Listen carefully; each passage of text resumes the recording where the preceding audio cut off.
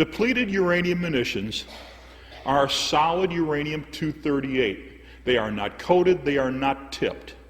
Each and every tank round fired by the Abrams tank is 10 pounds of solid uranium-238 contaminated with plutonium, neptunium, and americium. Now, the contamination came from the U.S. Department of Energy manufacturing sites in Paducah, Kentucky, Oak Ridge in Tennessee, and Portsmouth in Ohio. Solid uranium-238.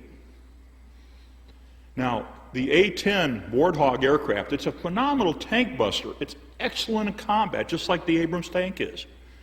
Each individual round fired by the Warthog is 3/4 of a pound of solid uranium-238. They are not coated, they are not tipped. We fired about 1 million rounds of the 30 millimeter during the Gulf War. 15,000 rounds of the tank round during the Gulf War for about 350 tons of solid uranium-238.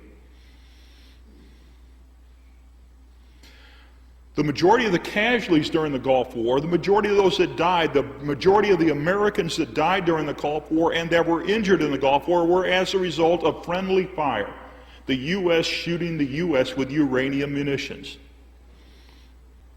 When I got the tasking from the Pentagon down through Norman G. Schwarzkopf, directly to D.G. Zulist. Now, Schwarzkopf was the theater commander, overall, the top general. He was in charge of the war. D.G. Zulist was the theater medical commander, and I worked for him. They told me, clean up the DU mess. And I'm going to finish the job. When we got up into northern Saudi Arabia, KKMC, that's King Khalid Military City, we're collecting the U.S. friendly fire vehicles there. We walked in there, and members of the 144th Maintenance Company were in there working on this already, and they're in cutoffs in their boots, and that's about it. They're sucking uranium dust in. They're sucking uranium contamination. They're absorbing uranium contamination. We walked in there, and there's only one way to describe it, and it's very appropriate in this building, this church. Oh my God. Within 72 hours, we were sick. Within 72 hours, respiratory problems started on myself and the rest of my team, and we were already seeing it on the individuals. The 144th was there, and we're already hearing reports of that from the friendly fire casualties. Within 72 hours. The rashes started, open sores that opened and bled. We're in a war. Things are blowing up around us. We're pulling unexploded ordnance out of these destroyed vehicles. We're messing around. Now everybody says you got to wear respiratory and skin protection, or some type of respiratory and skin protection. It's 100 and some odd degrees.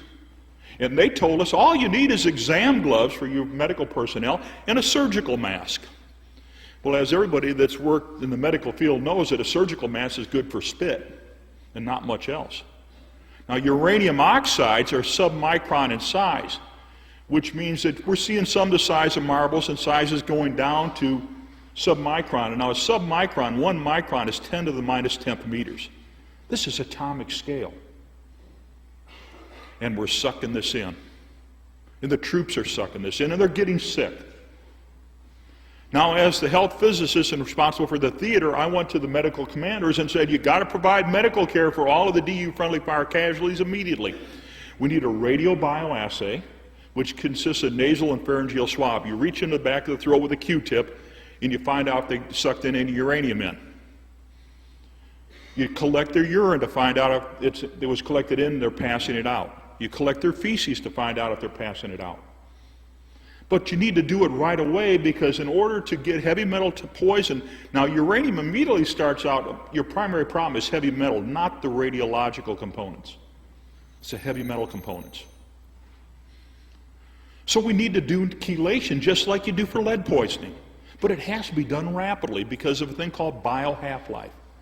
And a bio-half-life is where the uranium then goes into sequestering in the body to the bodies, or it passes out through the urine, and you'll never find it.